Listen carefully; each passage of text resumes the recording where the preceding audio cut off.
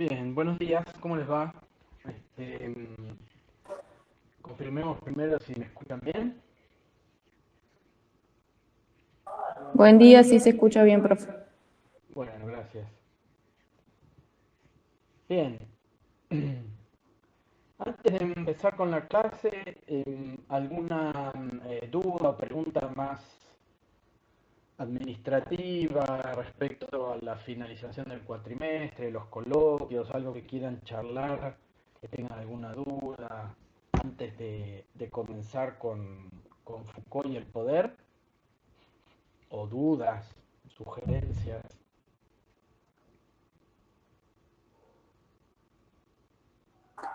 Sí, en mi caso quería preguntar, la presentación tiene que ser de 5 minutos y de ahí después ustedes nos hacen las preguntas o quería saber más o menos para hacer algunos ajustes ahí con lo que voy a hablar. Exacto, la idea es que ustedes presenten un tema, en el tema que elijan en base a esas consignas que tienen en 5 minutos y que después eh, nosotros les hagamos preguntas eh, sobre eso o sobre algunas otras dudas que tengamos del programa, etcétera. Pero básicamente va a ser trabajar sobre esa presentación y sobre esos textos que tienen que leer para esta instancia de evaluación. Bien, muchas gracias, profe.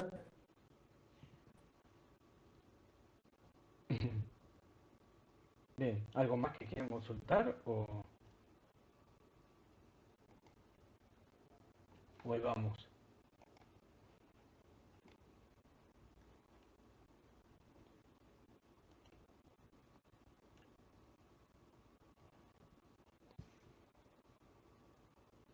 Bien, ya comencé la grabación. Pasemos entonces a clase. Voy a compartir eh, una pantalla.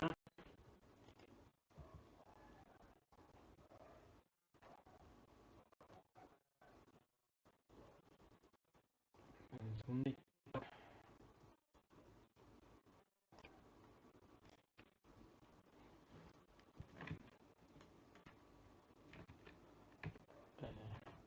Bien, ahí se ve, ¿verdad? ¿Se alcanza ya a ver ustedes el PowerPoint?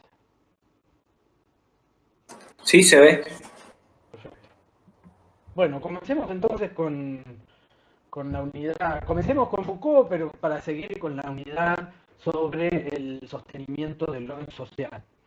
Recuerden que nosotros venimos trabajando básicamente sobre la noción de Estado, si se quiere, en relación al sostenimiento del orden social, ¿no? De pensar cómo desde Weber en adelante la sociología y la teoría social pensó al Estado como un ingrediente generalizado de esta idea de sostenimiento del orden social, de cómo es que el orden social se mantiene. Nosotros fuimos viendo cómo existían ciertos problemas en el orden social, ¿no? Problemas de desigualdad, problemas de diferencias de clase, problemas de jerarquías, etcétera, a lo largo del año, y sin embargo, también lo que sobrevolaba, si se quiere, todas estas discusiones y charlas, era que a pesar de eso el orden social se sostenía, se mantenía y se reproducía. De hecho, uno podría mirar retrospectivamente aquello que fuimos viendo a lo largo del año y pensar varios de estos temas en relación a esta pregunta de cómo se sostiene el orden social. Para el sostenimiento del orden social, eh, iniciamos pensando, si se quiere, la idea de ideología en el marxismo, la idea de conciencia colectiva en Durkheim, la idea de validez de un orden en Weber, la idea de hegemonía en Gramsci, la, la posibilidad de pensar en un sujeto racional, reflexivo, que toma en cuenta las conductas de los demás, en el caso de Giddens, la idea de clase en el papel, pero también la idea de hábitos, cómo el hábito se va encarnando ciertas actitudes frente a la vida social, etcétera, que eh, que se vinculan necesariamente entre ellas también a esta unidad sobre el sostenimiento del orden social. Ahora, lo que vemos, si nosotros pensando en esa definición de Estado, ¿no es cierto?, hacemos hincapié en,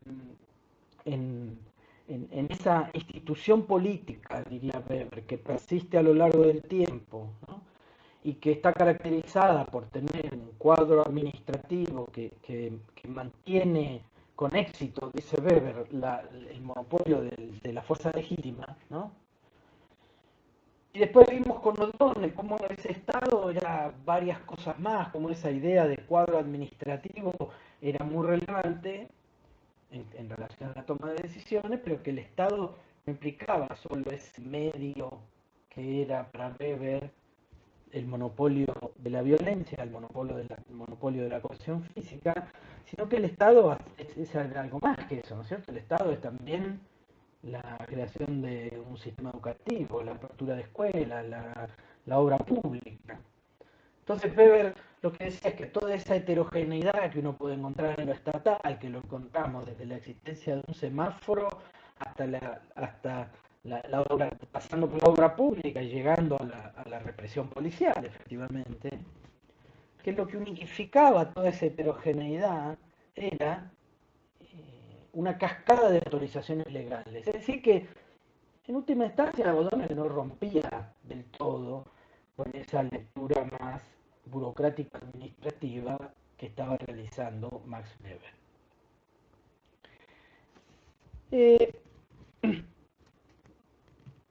En el caso de Foucault, un filósofo francés, ¿no es cierto?, que muere en 1984, un filósofo sumamente reconocido, actualmente uno podría decir que es uno de los grandes clásicos dentro de la teoría social,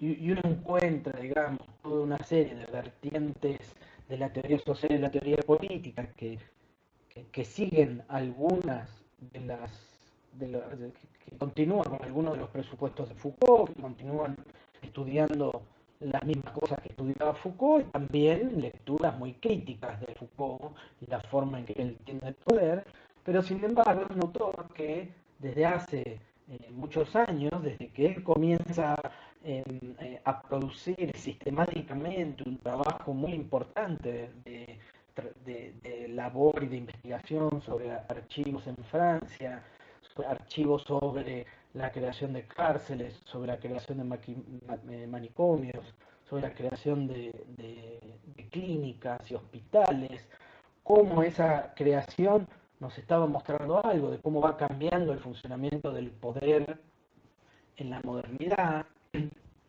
cómo va teniendo ciertos matices y ciertas características que antes no tenía, y cómo va retomando también algunas características más antiguas, las va modernizando y las va reexplotando y reelaborando ese poder en la vida social contemporánea. Entonces, el texto que tenemos para leer es uno de los textos clásicos de Foucault, un libro que se llama Vigilar y Castigar. Ustedes van a ver que tienen la edición, la copia de la edición completa en el aula virtual.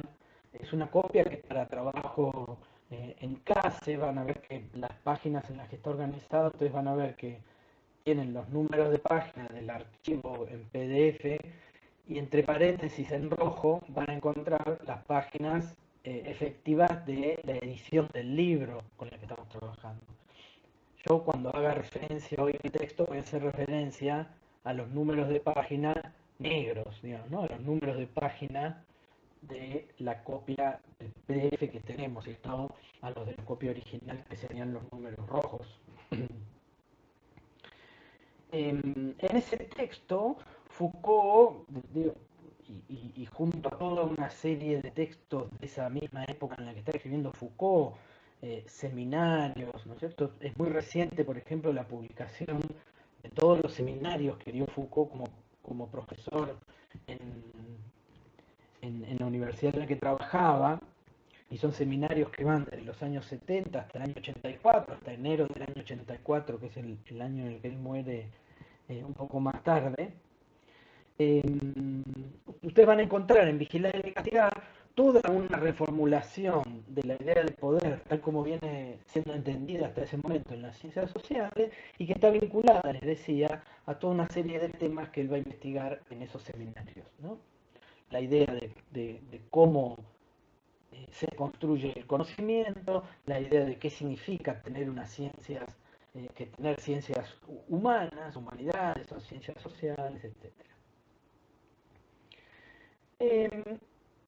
Digo, por falta de tiempo no me voy a detener demasiado en el lugar que ocupa Vigilar y Castigar en toda la obra de Foucault, sino que lo que me voy a detener es en tratar de pensar la lectura de Vigilar y Castigar, de esas dos partecitas que tenemos para leer de Vigilar y Castigar, en relación a esta pregunta sobre el sostenimiento del orden social, ¿sí? Aunque sería muy interesante hablar de las perspectivas, de cómo va cambiando a lo largo de su producción académica, de su producción filosófica, la mirada que Foucault tiene sobre el poder. Lo que vamos a encontrar en este texto es lo que Foucault va a llamar un poder disciplinario, es un poder que ya no solo controla, sino que además de controlar, disciplina. Y eso va a estar bastante claro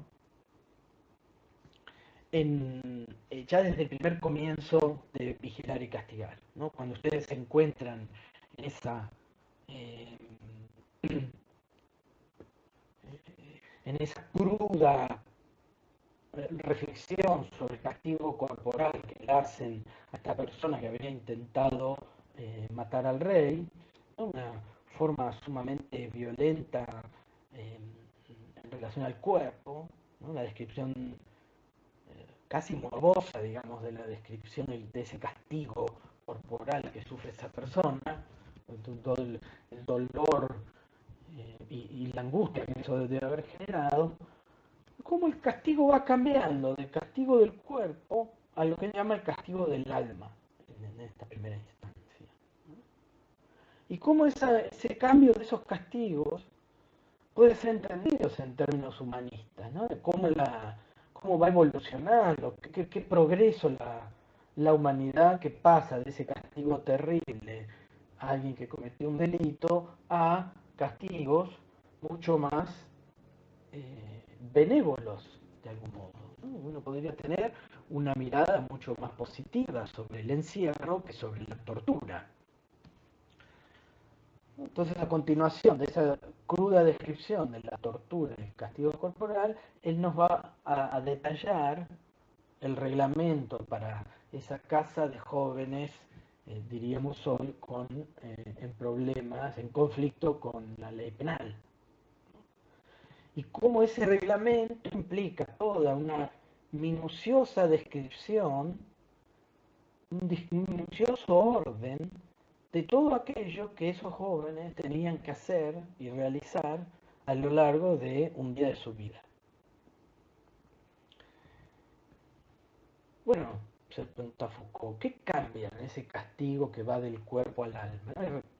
Aclaremos que como estamos hablando del alma, en este caso no estamos hablando del alma de la teología cristiana, ¿no? Ese alma que ya nace culpable, sino que es un alma que ahora vamos a ver cómo el poder generado a través de ciertos saberes, cómo ese es un alma que va siendo moldeada a medida que ese cuerpo se socializa, a medida que ese cuerpo va participando de la vida social.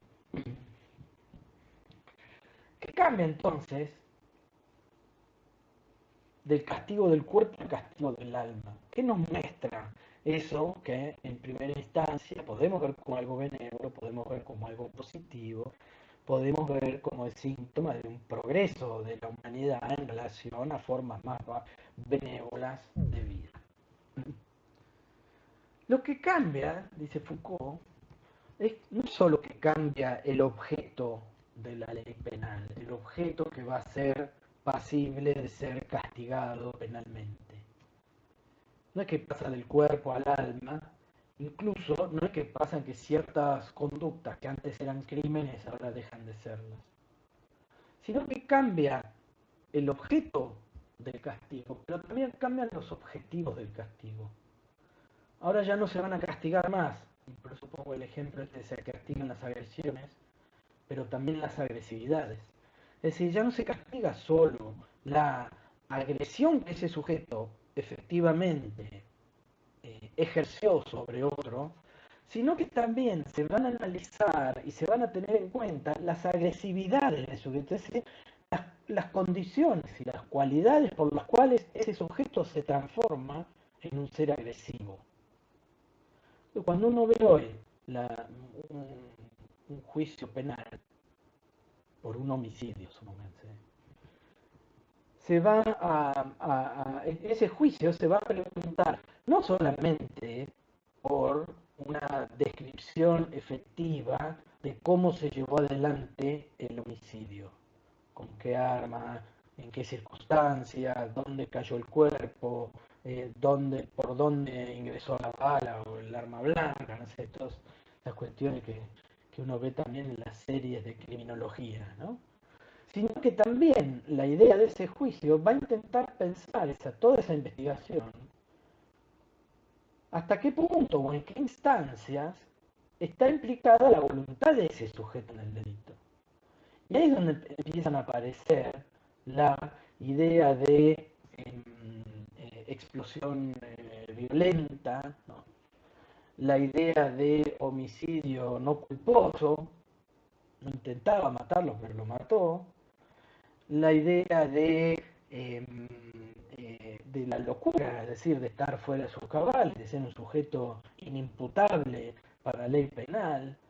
Es decir, ya no se busca solo castigar el homicidio efectivo, sino que también el castigo va a empezar a tener en cuenta esa voluntad del sujeto. ¿De dónde sale esa agresividad que el sujeto muestra al agredir a otra persona?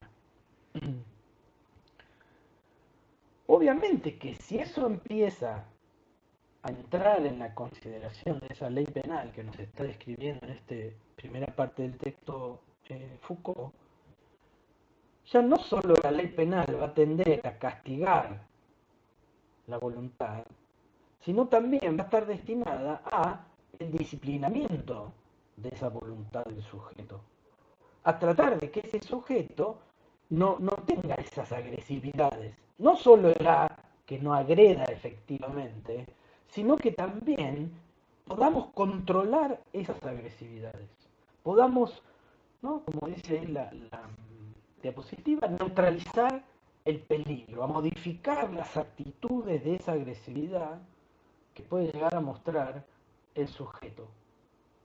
Por lo tanto, esa ley penal ya va a tender a que el castigo sea distinto. Lo que está detrás de ese minucioso reglamento, de esa casa de jóvenes en conflicto con la ley penal, es precisamente la idea que detrás de esa voluntad de agresión existe una agresividad que tiene un origen en una vida que no es ordenada, en una vida que no es higiénica, en una vida que no está orientada a hacer el bien, sino a hacer el mal, etc. Y que por lo tanto esa reglamentación, ese orden externo a la voluntad del sujeto, va a terminar neutralizando ese peligro, modificando esas disposiciones y esas actitudes en relación, en este caso, a un crimen. Pero lo mismo va a suceder en relación, por ejemplo, a las adicciones hoy en día, ¿no? A la idea de que cierto ordenamiento de esa vida a partir de reglamentaciones claras, precisas, que no dejen tiempo para que esa voluntad anormal, entre muchas comillas, termine desviándose de ese camino de normalidad que implicaría la no existencia de la agresión, la no existencia de la adicción, la no existencia del consumo de sustancias, etc. Entonces, las descripciones del castigo son importantes para Foucault en ese sentido, nos están mostrando otro tipo de cambios. Ya no es que solo cambia el objeto donde va a ir el castigo, no es que antes lo descoyunturaban con 4 caballos y ahora lo encierran porque somos más buenos, más benévolos y respetamos los derechos humanos. No, eso implica toda una serie de... Podemos entenderlo así, podemos leerlo así, si queremos, pero lo que va a ser interesante para Foucault no es esa descripción literal de lo que sucede, sino cuáles son los efectos de poder que va a tener ese cambio de objeto y de objetivos en el poder.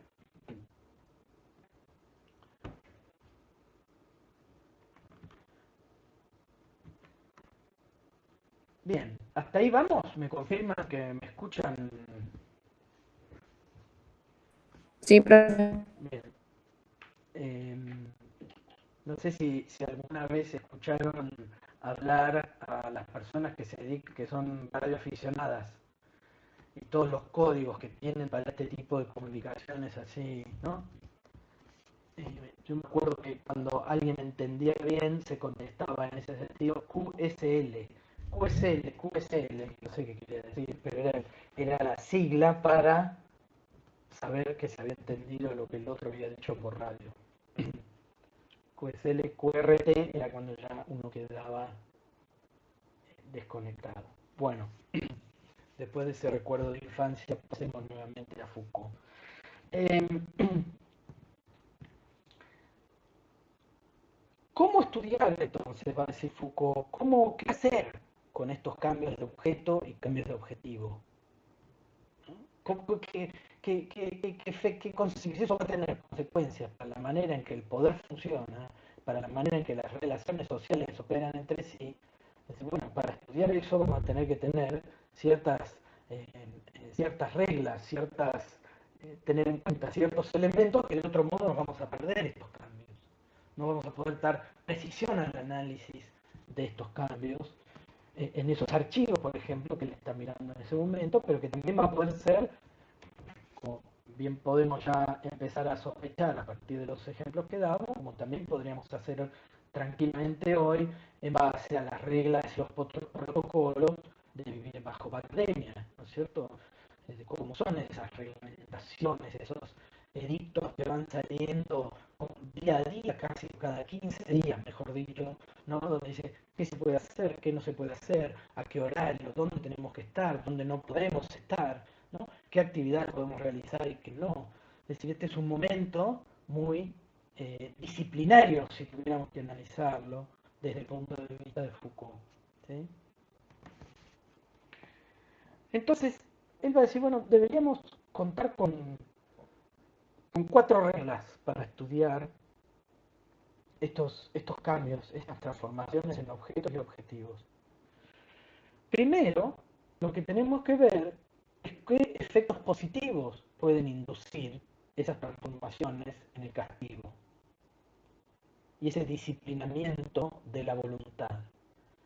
Es decir, si el castigo ya no es solo corporal, efectivamente el castigo no va a ser solamente una encarcelación, por ejemplo, es una limitación a la libertad de desplazarse, no va a ser tampoco una tortura, sino que esa limitación va a estar dedicada a la formación y la limitación de ese alma, de ese sujeto.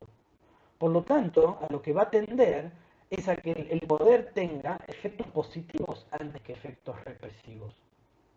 El poder tiene que ser un poder que produzca efectos, que produzca conductas.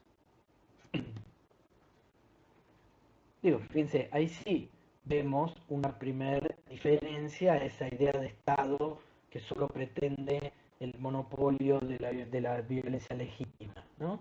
Ya el poder no solo va a ser entendido en, en términos de quienes imponen ese reglamento minucioso en esa casa de jóvenes, sino que el poder también va a residir en esos efectos positivos que puede inducir en esas voluntades.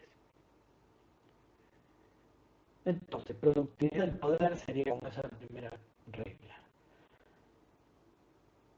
Si esto es así, y el poder va a operar no solo de forma represiva, sino también de forma productiva, eso significa que vamos a tener que buscar cuáles son las técnicas específicas que ese poder va a poner en juego para inducir conductas. Y que no van a ser solo reglamentos, porque nosotros tenemos ese reglamento en la casa de jóvenes. ¿Sí? Ahora, ¿cómo podemos descubrir cuál es el efecto positivo que eso tiene en los jóvenes? ahí ya vamos a tener que tener otro tipo de conocimiento más allá de la regla para poder reconocer el efecto de la regla. Ahí vamos a tener que tener técnicas específicas a partir de las cuales el poder va a operar. La regla sola en sí misma no es aquello que produce ese efecto positivo, sino que va a haber otras técnicas, ¿no? Para pensar, para descubrir, de,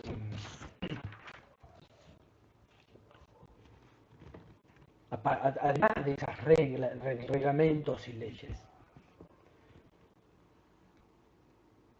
Entonces, un poder productivo, técnicas específicas de poder, tecnologías de poder. Y en tercer lugar, tratar de ver cómo, para tener esas técnicas que nos permitan conocer esos efectos productivos, vamos a necesitar toda la conformación de campos de saber, de nuevos conocimientos que nos permitan conocer con precisión qué pasa en ese sujeto que tiene una voluntad. Hay que conocer el alma de ese sujeto a través, sobre la que operan esas técnicas específicas y generan efectos productivos de poder, efectos positivos de poder. ¿Cuál es ese campo de saber que va a operar? ¿No? Bueno, uno de ellos es la psiquiatría, por ejemplo, estudiando parámetros de anormalidad. Bueno, alguien que es un asesino serial, que es una persona que está afectado por la locura, es anormal, de ese modo vamos a conocer esa voluntad, o es un sujeto perverso. ¿Qué diferencias hay? Bueno, para eso se va a necesitar la conformación de todo un campo de saber, de todo un campo de conocimiento, ¿no?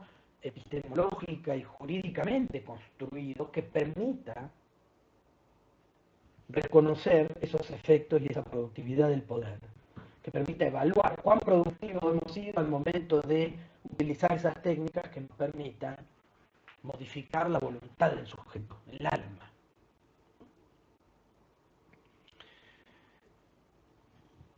Y por último, la cuarta regla,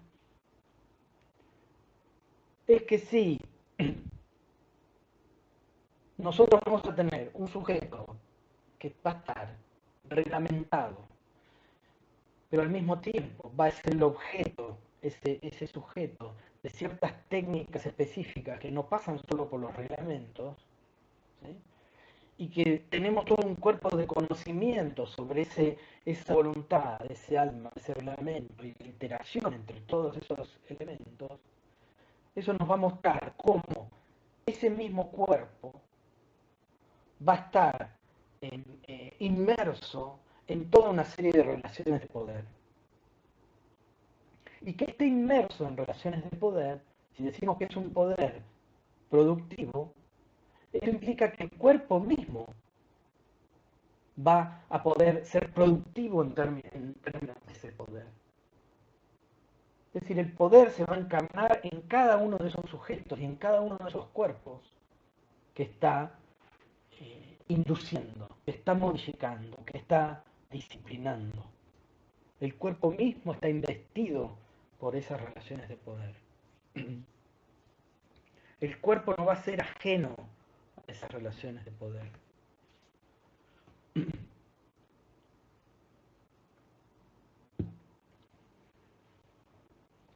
Digo, ahí podemos hacer una vinculación con esa noción de habitus en Bourdieu, ¿no es cierto?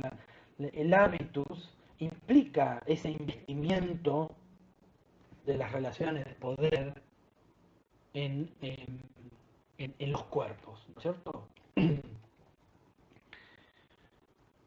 Bien, ¿hasta ahí vamos? ¿Me siguen escuchando? Sí. Sí, profe. Bien.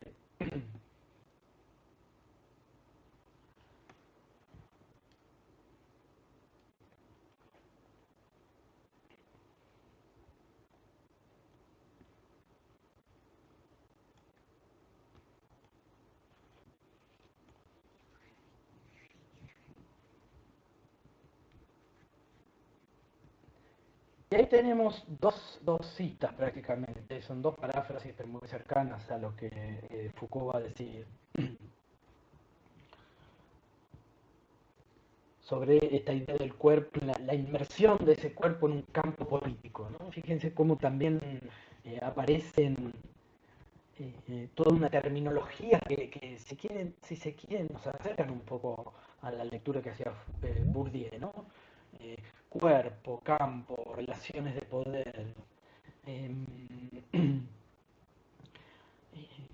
Lo que sí aparece con más fuerza aquí, que quizás no aparecía con tanta fuerza en Bourdieu, es esa idea de obligación, de forzamiento al sujeto, ¿no es cierto?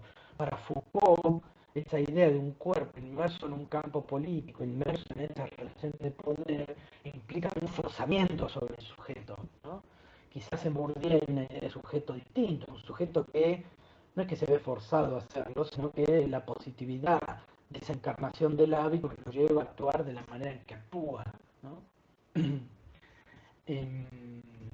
Cuestión que va a aparecer ya con más claridad en el caso del panóptico, ¿no es cierto? Pero en estos textos de Foucault uno todavía puede encontrar cierta reminiscencia de un sujeto que sería muy diferente si no existiesen estas relaciones de poder, ¿no? Por más que Foucault resiste de manera constante la posibilidad de pensar un sujeto por fuera del poder, por momentos aparece esta idea de cerca, de suplicio, de forzamiento.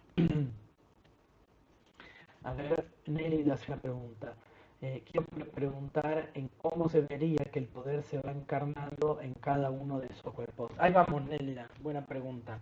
Ahí vemos cómo se reconocería ese poder, cómo es que Foucault va a reconocer el poder que se va encarnando en cada uno de los cuerpos, ¿sí? Y ahí va a ayudar mucho la idea del panoptismo. Ahí vamos, guardemos la pregunta para dentro de un ratito. Si no la llego a contestar porque me olvido, vos volveme a preguntar, Nelly.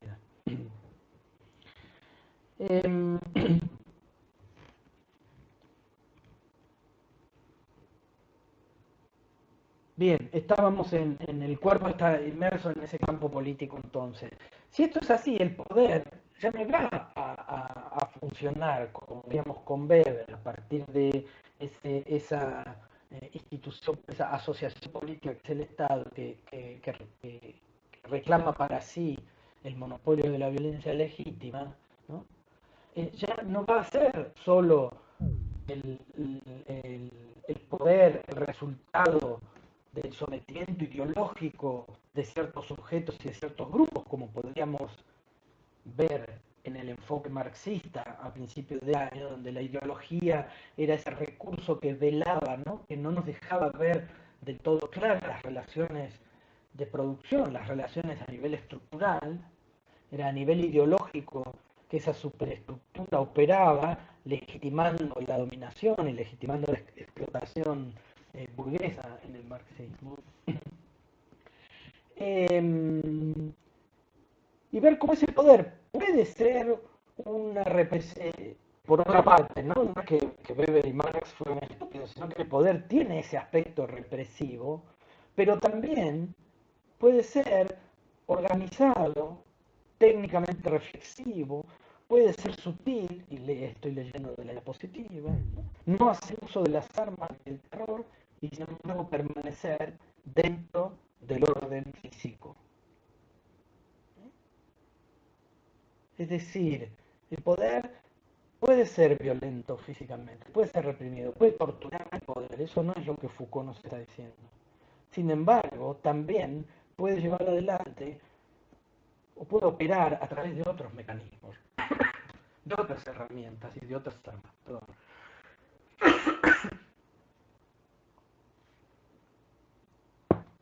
Voy a tomar agua.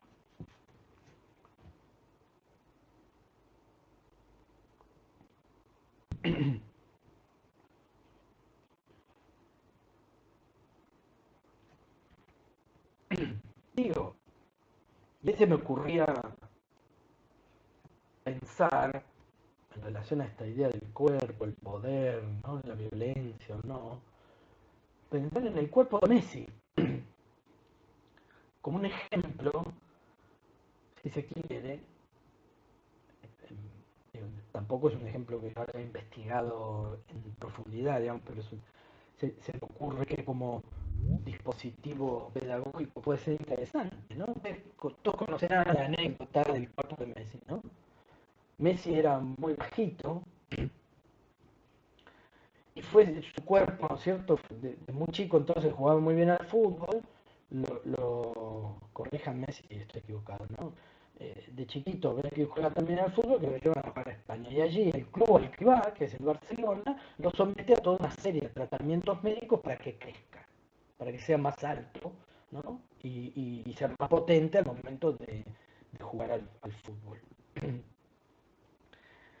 Entonces, fíjense cómo allí, dentro de esas tecnologías de poder, digamos, tienen mucho que ver con ese poder económico y con esa explotación económica de la que hablaba Marx, de cómo uno podría entender a estos jugadores de fútbol como gladiadores contemporáneos, ¿no es cierto? Cuerpos que son explotados en una arena, ¿no es cierto?, en la cual compiten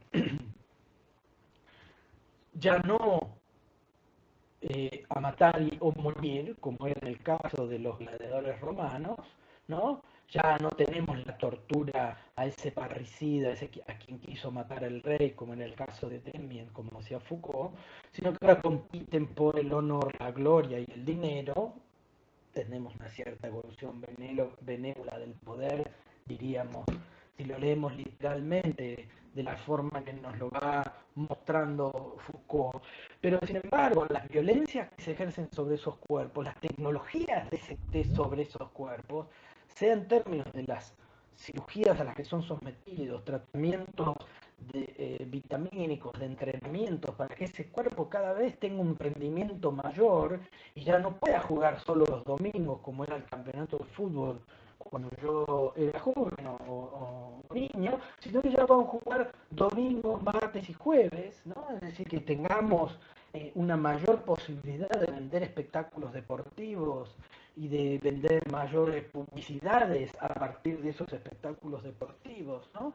Entonces, ¿cómo esas tecnologías de poder médicas, psicológicas, cada equipo tiene su cuerpo de psicología que va trabajando sobre estos jugadores y estas jugadoras a partir del logro de objetivos, de qué te pasa, que no jugaste bien, o si estás haciendo goles, qué problemas tenés, contámelo, yo te puedo ayudar, vos sos una persona exitosa, ¿no? Las charlas de Bielsa en los vestuarios, eh, esas charlas con fuerte contenido político muchas veces, de mostrar la situación de alguna manera privilegiada que tienen esos cuerpos, que llegan muchas veces de situaciones de exclusión y de poco privilegio, rápidamente se encuentran en situaciones diferentes, ¿no?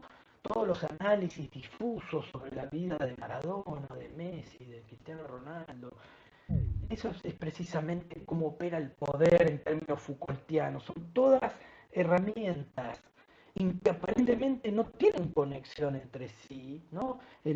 La persona que le hizo el tratamiento a Messi realmente tiene una formación muy distinta, es una persona muy diferente a la persona que operó el cráneo de Maradona hace 2 semanas.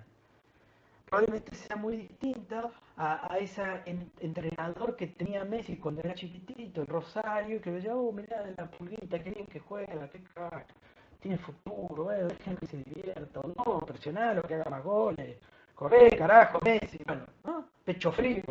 Eh, digo, todos esos procedimientos que aparecen como con eso, que no tuvieron nada que ver, ¿cómo uno puede verlos resumidos en ese cuerpo de Messi, ¿no?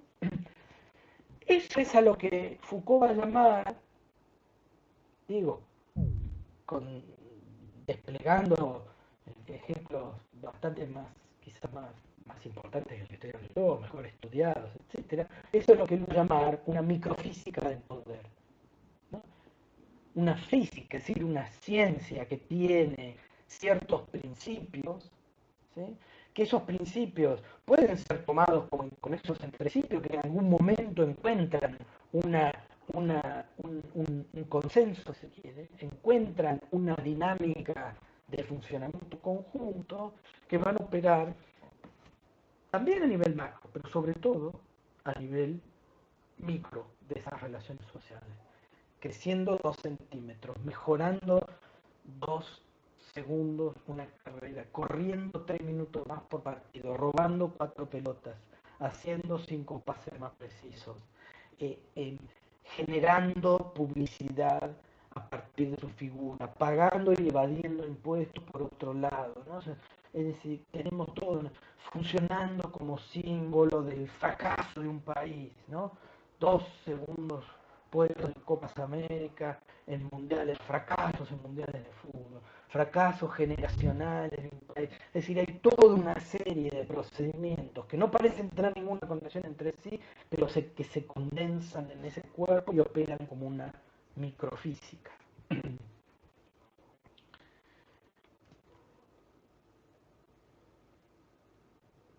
¿Qué podemos ir viendo? ¿No? Toda una serie de contraposiciones que nos permiten, quizás se ve la próxima, la positiva, de que se puede hablar de estrategias, ¿ya la ven? Porque a veces se demora un poquito, ¿no? ¿La ven? Sí, se ve bien. Bien. Digo, el poder ya no va a ser algo, ahí no debería decir propiedad, bueno, puede decir propiedades en realidad, porque abajo dice apropiación y después dice posesión. El poder ya no es solo algo que va a poder uno apropiarse de, como si yo me apropiara de este vaso en el cual estoy tomando agua. Eh, y no es algo que simplemente va a tener propiedades como las que describían Bebel y O'Donnell en el mantenimiento de esas relaciones sociales. No es que va a tener la propiedad del monopolio de la herencia legítima. Tiene el carácter y la propiedad de una cascada de autorizaciones legales que permiten tomar decisiones con distintas caras, ¿no? Pero sin embargo tiene ciertas características y ciertas propiedades. Y para Foucault el poder va a operar más a través de estrategias. Estrategias que no van a ser poseídas por alguien, sino que van a ser ejercidas por alguien. Por eso ahí en uno de los puntos habla de la contraposición entre posesión y ejercicio. El poder operar a través de estrategias de poder, ¿no? Esta estrategia de que ese sujeto mida 2 centímetros más, pague 2 millones más de euros de impuestos y por otro lado funcione como símbolo de una nacionalidad fracasada, si se quiere, ¿no? O de una nacionalidad eh, alegre y que disfruta del fútbol, ¿no? No estoy para nada diciendo que Messi sea fracasado, ni mucho menos, ¿no? De hecho, eh, creo que es sumamente injusto ese tratamiento que se le da a esa figura, pero bueno, más allá de eso. Eh, el poder funciona a través de estrategias. ¿Tiene propiedades? Sí, tiene algunas propiedades. Y en algún momento hay gente que efectivamente va a poder tener cierto poder sobre mí, ¿no? Es decir, yo vivo en una serie de relaciones laborales donde hay gente que tiene poder sobre mi poder de decirme qué hacer, qué formulario completar, qué fecha tengo para presentarlo, ¿no? El formulario con las notas de ustedes, por ejemplo. Pero sin embargo, el poder va a operar a través de estrategias más que de propiedades. Si el poder opera también, ya no tanto como algo que nos podamos apropiar entonces, sino como esas estrategias que operan a través de disposiciones, de técnicas, ¿no? Disposiciones que pueden ser jurídicas, pero disposiciones que también pueden ser informales, ¿no es cierto?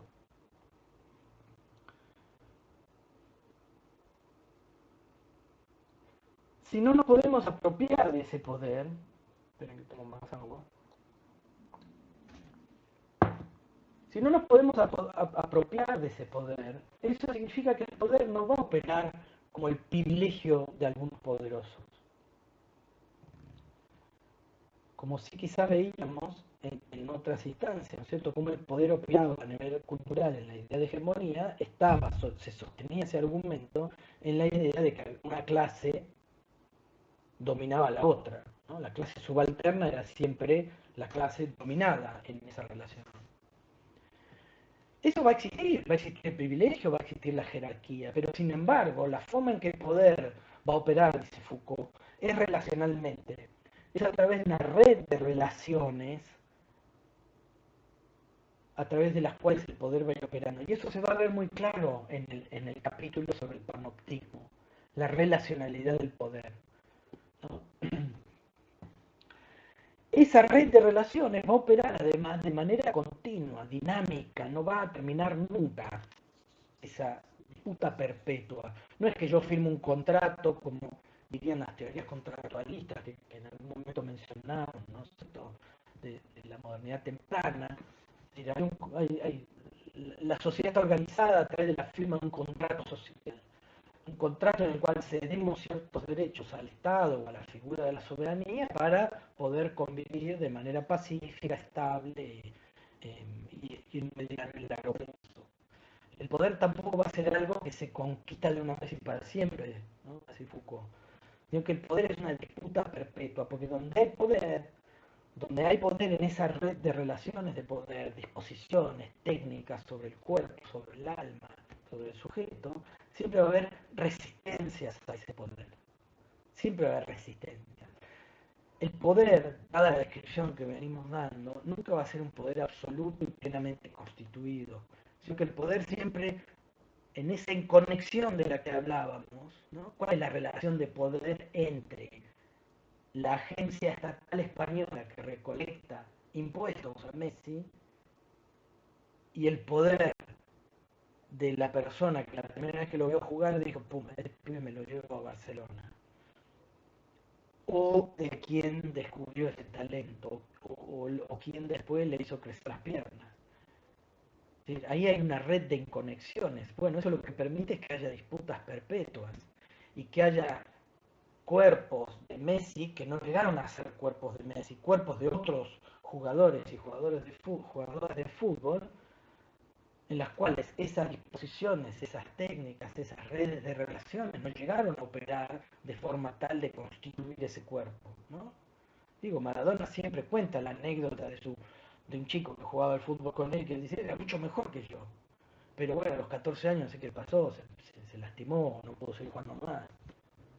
Es decir, ahí hay eh, fallas en ese funcionamiento del poder, hay resistencias a ese funcionamiento del poder, ¿no? Incluso uno podría ver las propias resistencias y las diferencias entre el cuerpo Maradona y el cuerpo Messi en relación a estas resistencias, esas disputas perpetuas, ¿no? El poder entonces se ejerce, no se posee. El poder se ejerce.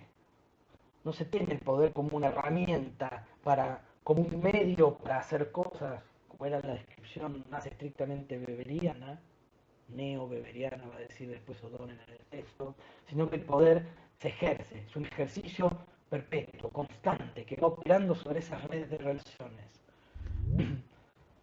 Una serie de disposiciones, reglamentos, reglas, técnicas, ejercicio de la fuerza. Es decir, que va a haber todo, una serie de puntos donde el poder se ejerce, innumerables, infinitos.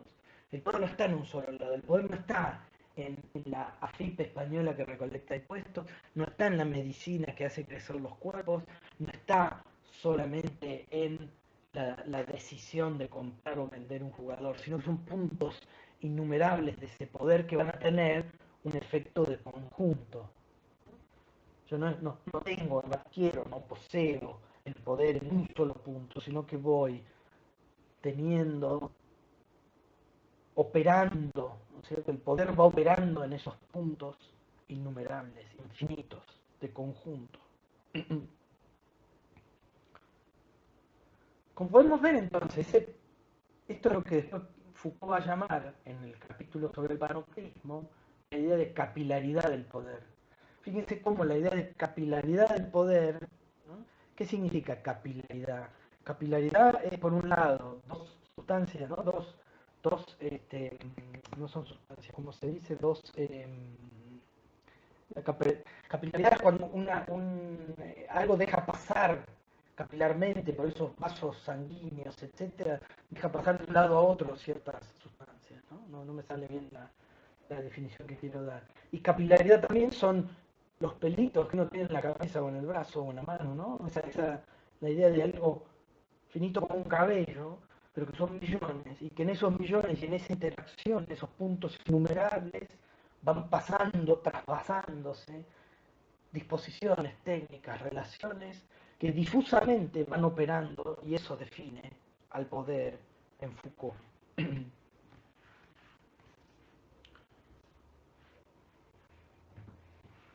Entonces, ¿cómo sería que el poder se va encarnando en cada uno de los cuerpos? Bueno, en los momentos en que esos cuerpos van formando parte de esos puntos innumerables, ¿no? La pregunta que se le da.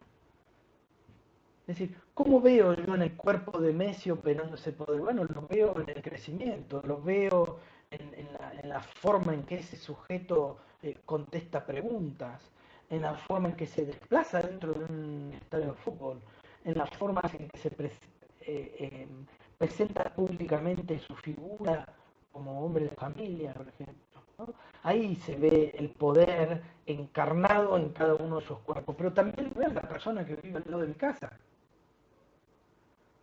También lo veo allí, en la forma en que atiende el teléfono, en la forma en que grita en el patio, en la forma en que no educa a su perro para que no ladre, en la forma en que me saluda amablemente cada mañana. En esa persona también veo cómo el poder se va encarnando en ese cuerpo, en la ropa que viste, en los gestos que realiza, en el trato con otras personas que viven en el vecindario, en el barrio, y así sucesivamente.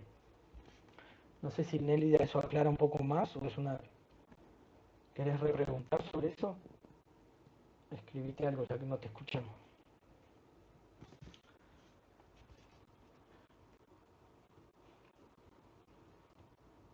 Bien. ¿Ven? ¿Alguien más que tenga una pregunta hasta acá antes de seguir?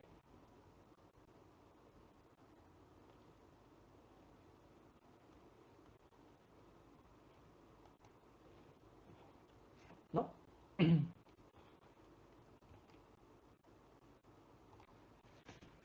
Por ahora no, profe. Bien. Sigamos entonces.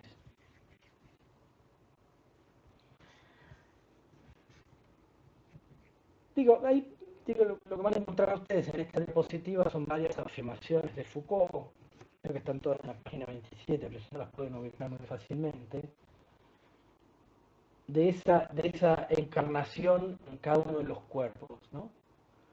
Estas descripciones que yo estaba haciendo, ejemplos de jugadores de fútbol, digo, y ahí, fíjense, ahora se me ocurre, en relación a las jugadoras de fútbol y a las mujeres deportistas en general, fíjense cómo hay toda también una lectura sobre los cuerpos de esas mujeres, una cosificación sobre los cuerpos de esas mujeres, que muchas veces, eso cada vez pasa menos por suerte, pero que muchas veces eran juzgadas primero por su cuerpo femenino antes que por la calidad de su habilidades para jugar a la pelota, ¿no? Eh, y así sucesivamente. Es decir, ahí era más clara la forma en que el poder opera sobre esos cuerpos, ¿no? Eh, entonces, digo, ahí se ve claramente en el cuerpo, ¿no? Pensemos en el cuerpo también de Cristiano Ronaldo, cómo el poder no es una obligación o una prohibición para los sujetos, sino que el poder opera productivamente. El cuerpo tiene que ser de una forma y no otra.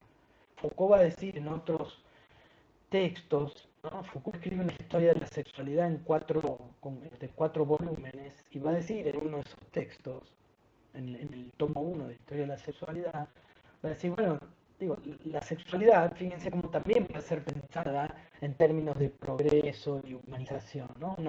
Una sexualidad que estaba totalmente penalizada en la época victoriana, ¿no? En la Inglaterra del siglo XIX y principios del siglo XX, pasa a ser una conducta humana mucho más libre, ¿no? Pero digo, ya uno no ve esos cuerpos totalmente cubiertos en la playa, ¿no? Porque no se podían mostrar los tobillos de las mujeres, por ejemplo, o la panza de los varones, ¿no? Entonces usaban esas mallas enterizas los varones también.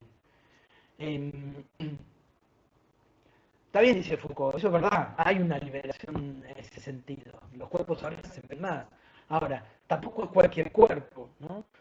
Digo, tampoco es cualquier cuerpo el que aparece desnudo en esas revistas. Cristiano Ronaldo posando en un yate mostrando sus abdominales y sus brazos, y su mujer mostrando su cirugía estética recién hecha, los cuerpos tostados y brillantes al sol. Digamos, no me puedo poner yo en tanga, digamos, arriba de un bote a remo en la costanera de Comodoro. Eso nadie, no va a salir en una revista, ¿no es cierto? Es decir, el poder es productivo. Nadie me va a prohibir hacerlo. Yo puedo ponerme una zunga hoy, que hace calor, ir a la playa y sentarme en un bote a remo y disfrutar del día. ¿No? No es prohibitivo. Ahora, sin embargo, probablemente sea eh, gracioso y condenable, pero no prohibitivo. Ahora, el poder produce esos cuerpos distintos, ¿no? Distintos al mío y pero al mismo tiempo todos muy parecidos entre ellos. Eh, Se idealiza esas relaciones, ¿no? Reglamenta esos cuerpos. Fíjense en las exigencias a los cuerpos de las mujeres y poder ser modelos. No sé si vieron una película muy recomendable que se llama El hilo fantasma o algo así, eh, que es sobre un modisto que en un momento va a comer un restaurante, ya quería terminar con una relación de pareja de niñez, se encuentra con otra persona, la persona que lo atiende en la mesa, y automáticamente queda prendado de esa persona. Y avanza un poco la película y en un momento otro personaje le dice a esa persona tan bonita, le dice, es que tenés las medidas ideales, tu cuerpo tiene las medidas ideales o algo así. ¿De dónde salen esas medidas? Ahí es donde se ve la productividad del poder, ¿no? 90, 60, 90 creo que eran las medidas, ¿no? Ideales del cuerpo de la mujer para ser modelo. Una altura suficiente y un cuerpo con esa forma, ¿no? Ahí se ve la productividad del poder. ¿De dónde salen esas medidas? Bueno, todo un campo de saber, dice Foucault, un campo de normalización de los cuerpos. ¿No? Es decir, que el poder ya no es una obligación, ya no es solo una prohibición, no es solo el reglamento, sino que el poder invade los cuerpos, atraviesa los cuerpos, ¿no? Se apoya en esos cuerpos para reproducirse, para alimentarse, para hacerse más fuerte. Y nosotros muchas veces, en la lucha contra el poder, también nos vamos a apoyar en ese poder y en ese cuerpo. Vamos a creer que estamos luchando contra el poder, pero en realidad en muchos aspectos nos vamos a estar reproduciendo, si quiere.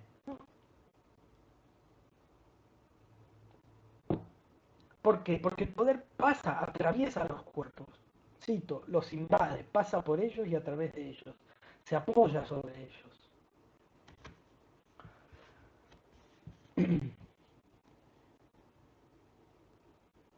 Si tenemos esa lectura Foucaultiana del poder, ¿no? Debemos poder ya entender esas relaciones de una manera bastante diferente a como las veníamos entendiendo, ¿no? Digo, fíjense que ya es un poder que va más allá de la regla, que va más allá de la represión física, va más allá incluso de ese aspecto cultural tan interesante y tan necesario que nos marca la noción de hegemonía. En Foucault el poder va a estar atravesando ya no solo el alma, sino que también va a estar atravesando los cuerpos, los gestos, ¿no? Los comportamientos. Fíjense cómo se intenta en esta cita de la página 27 que pongo en la diapositiva, cómo Foucault dialoga, si se quiere, con el marxismo. Lo cual quiere decir, cito, que estas relaciones descienden hondamente en el espesor de la sociedad. ¿Qué sea el espesor de la sociedad? Descienden en el espesor. Bueno, que van al hueso, digamos, ¿no? Para usar una frase más literal, van al hueso de esa sociedad. Allí, en esos huesos reside el poder, que no se localizan en las relaciones del Estado con los ciudadanos, ¿sí? Weber, O'Donnell, entonces, la idea del Estado burgués en Marx. O en la frontera de las clases, marxismo, hegemonía, no es un problema en la frontera de la clase burguesa y la clase subalterna. No se limita a reproducir a nivel de los individuos, de los cuerpos, unos gestos y unos comportamientos, la forma general de la ley o del gobierno. Todo no se limita a eso, ¿no? Desciende al espesor, hondamente en el espesor de la sociedad, se encarna. Esa idea del poder capilar que va a encontrar también descrita en la idea del panoptismo, cuando repasemos, por ejemplo, la manera en que esas personas que están privadas de su libertad comienzan a compartirse, a pesar de no saber si están siendo vigiladas o no.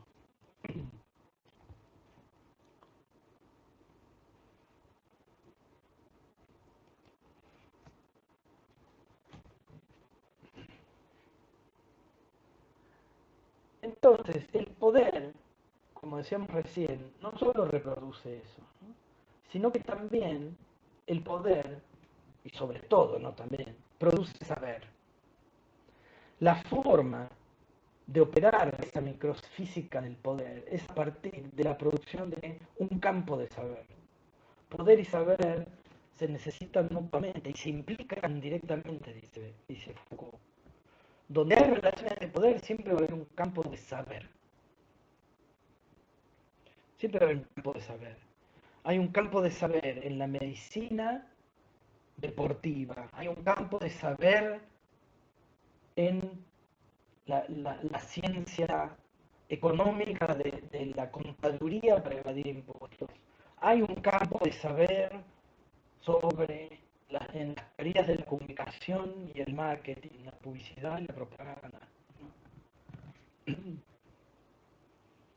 Hay todo campos de saberes que van operando alrededor de esos cuerpos, de esas almas, ¿no? De esos sujetos. Lo cual va a construir ese campo de saber con esas relaciones de poder, una anatomía política, dice Barbara Foucault, ¿no? Una anatomía política, un cuerpo político. Usted piense en lo que es la anatomía de un cuerpo, ¿no? La anatomía en la biología, en la ciencia natural. La anatomía va distinguiendo partes, distinguiendo sistemas de funcionamiento, aparato digestivo, aparato nervioso, es el sistema de circulación de la sangre, ¿no? El funcionamiento mecánico de las articulaciones del cuerpo, de los huesos, el funcionamiento neurológico del cerebro. En ese sentido, pensar en una anatomía política, pensar en un cuerpo político,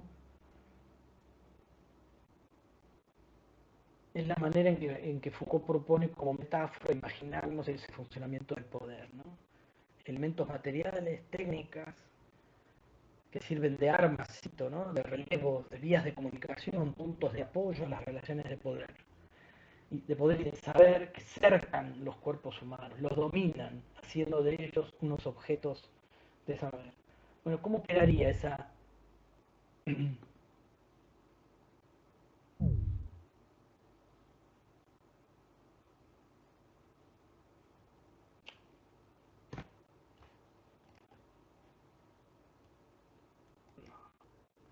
Ahora sí. Sobre la anatomía política, ahí se nos costó. Bueno, por eso Foucault está hablando ahí de un cuerpo político, no habla de una anatomía política, esos puntos que hablábamos antes, sobre el poder, esos puntos innumerables que hablábamos como una de las características, de cómo allí se van abordando esas tecnologías que cercan, que van cercando, ¿no? Poniendo cercos, límites a esos cuerpos, dominándolos, haciendo de ellos unos objetos de saber.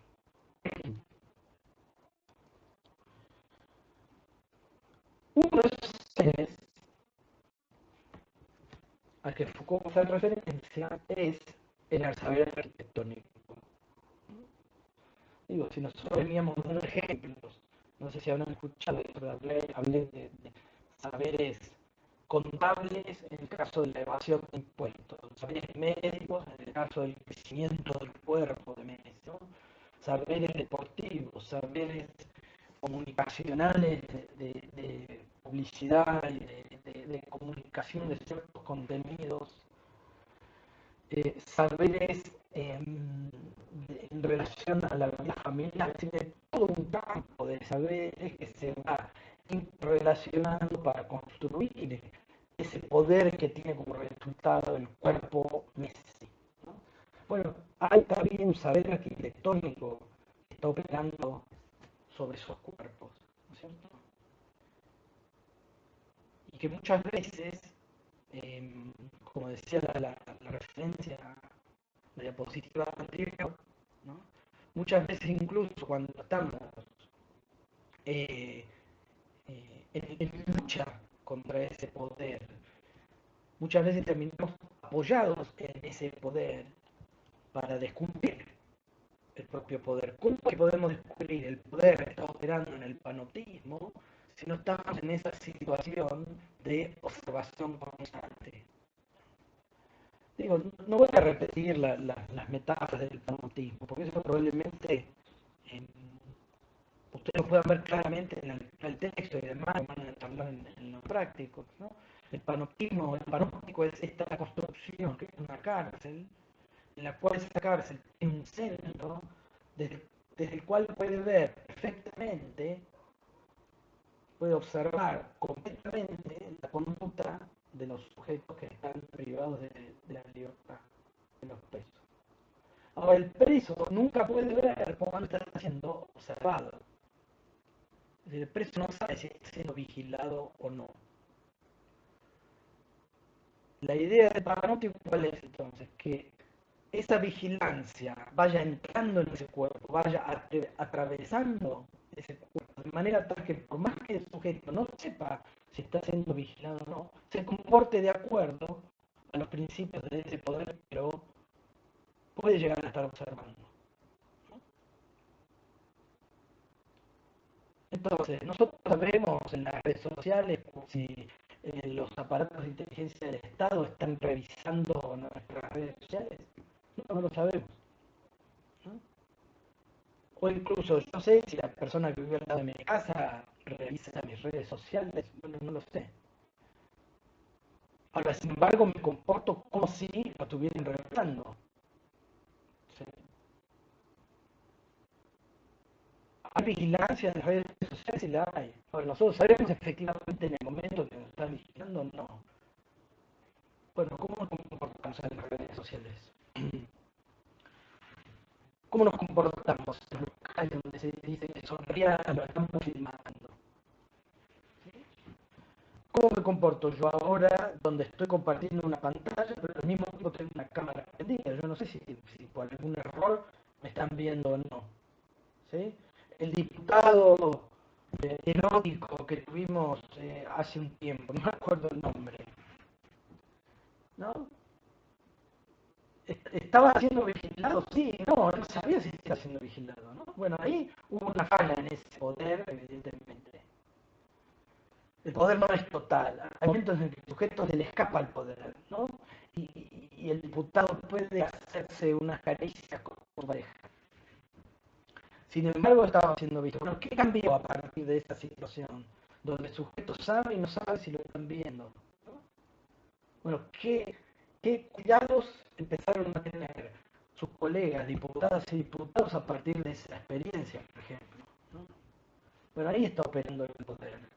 Y el poder está operando también en relación al cuerpo de la pareja de ese diputado, ¿no? ¿Cuál es la razón? Que, bueno, mi pareja acaba de poner su implante eh, mamario y yo estaba comprobando no me acuerdo si le había quedado bien o si le dolía o no le dolía, no recuerdo bien la anécdota, ¿no? Y también ahí hay un poder sobre los cuerpos operando, ¿no? No es cualquier teta la que está mirando o mimando ese diputado, ¿sí? Él tampoco es cualquier persona, y así sucesivamente podría haber esa red de relaciones que está operando a partir de ese acontecimiento. red de relaciones que sigue operando a partir de la presentación mediática, a partir de la percepción de sus propios, de la gente que lo votó en la circunscripción electoral que lo elige, etcétera, ¿no? Uno podría seguir viendo todas esas relaciones de poder como siguen operando en esa disputa perpetua. Encontramos en cada relación y eh, en cada una de esas operaciones, ¿no? Bien, entonces, para ir terminando, fíjese, y como dije, no voy a alterar tanto en el bautismo, fíjense el, cómo entiende esa relación entre poder, saber y cuerpo, podemos decir, no sé, entramos en esas tres cosas hoy, en Foucault, ¿sí? Cómo entiende el poder de esa manera difusa, total, pero al mismo tiempo con resistencias. Un poder que se impone, que reprime, pero que al mismo tiempo es muy democrático, como va a decir en un momento en, en el capítulo sobre el panteísmo. Un dispositivo que disciplina en términos de un funcionamiento capilar del poder y que poco a poco se va extendiendo a otros ámbitos, ¿no? Se pasa del poder estatal de la cobra de impuestos al deporte, del deporte a de la publicidad a las relaciones familiares, de las relaciones familiares. Profe, disculpe Sí, que lo interrumpa, pero se escucha demasiado cortado. ¿se escucha un poco cortado? A ver si me mejora un poquito. Sí, bastante.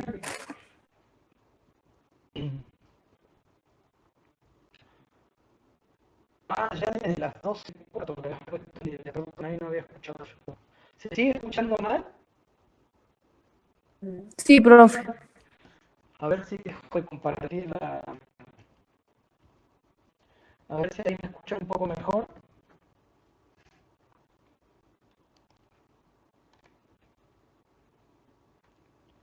Apago la cámara. ¿Se escucha un poco Sí, mejor? ¿Me siguen escuchando sí, entrecortado? ¿O... ahí se escucha un poco mejor. Bien. Entonces, bueno, no sé, hace como 15 minutos que me están escuchando más, ¿no? Disculpen, no había visto el chat porque estaba mirando el PowerPoint.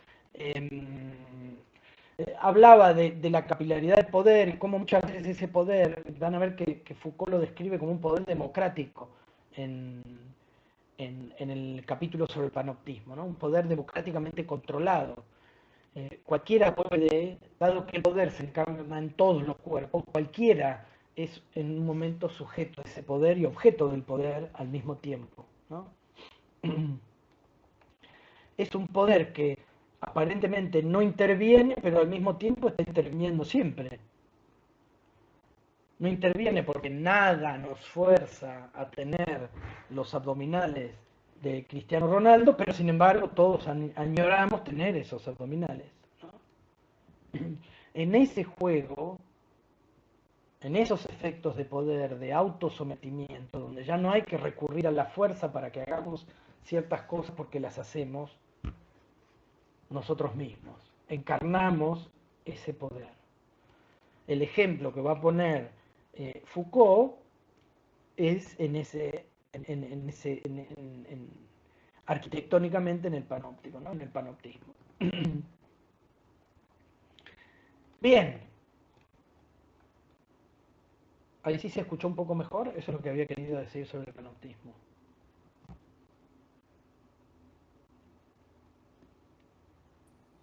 Sí, profe, se escuchó bien. Bien, bueno, ¿alguna pregunta sobre esta idea de poder, saber y cuerpo en Foucault?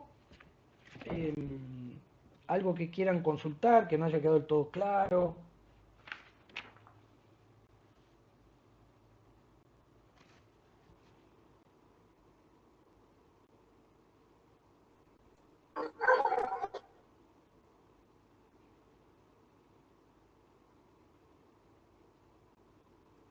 ¿No? No, profe, hasta ahora ninguna duda. Bien. Bueno, daríamos por terminada la clase entonces.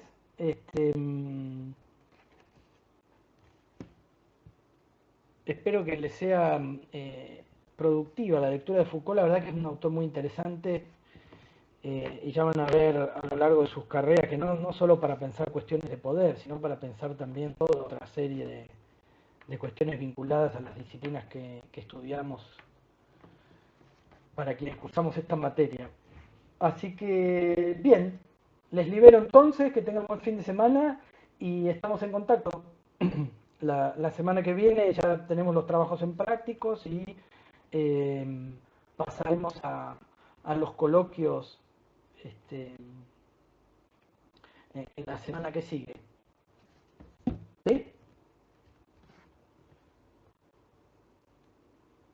Buen fin de. Chau, chau. Que sigan bien. Bueno,